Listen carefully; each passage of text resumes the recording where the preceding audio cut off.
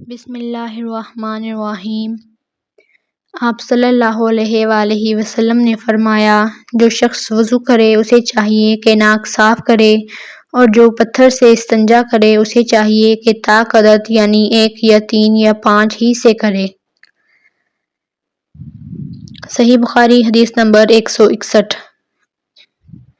رسول اللہ صلی اللہ علیہ وآلہ وسلم نے فرمایا، جب تم میں سے کوئی وضو کرے تو اسے چاہیے کہ اپنی ناک میں پانی دے، پھر اسے صاف کرے، اور جو پتھروں سے استنجا کرے اسے چاہیے کہ بے جوڑ عدد یعنی 1 یا 3 سے استنجا کرے، اور جب تم میں سے کوئی سو کر اٹھے تو وضو کے پانی میں ہاتھ ڈالنے سے پہلے اسے دھو لے، یعنی تم میں سے کوئی نہیں جانتا کہ رات کو اس کا ہاتھ کہاں رہا ہے۔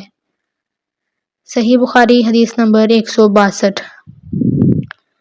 عبداللہ بن عمر رضی اللہ تعالیٰ عنہ کہتے ہیں کہ ایک مرتبہ رسول اللہ صلی اللہ علیہ وآلہ وسلم ایک سفر میں ہم سے پیچھے رہ گئے، پھر تھوڑی دیر بعد آپ صلی اللہ علیہ وآلہ وسلم نے ہم کو پا لیا اور عصر کا وقت آ پہنچا۔ ہم وضو کرنے لگے اور اچھی طرح پاؤں دھونے کی بجائے جلدی میں ہم پاؤں پر مسح کرنے لگے۔ آپ نے فرمایا، ایڑیوں کے لیے آگ کا عذاب ہے، 2 مرتبہ یا 3 مرتبہ فرمایا۔ صحیح بخاری حدیث نمبر 163۔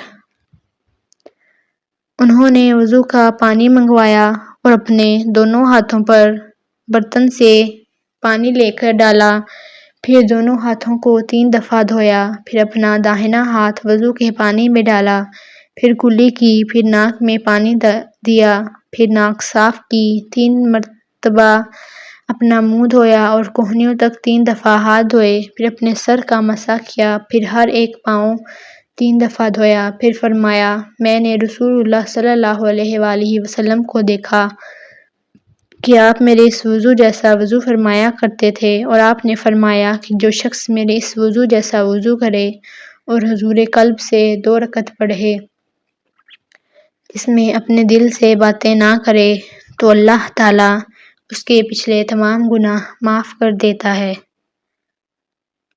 صحیح بخاری حدیث نمبر 164۔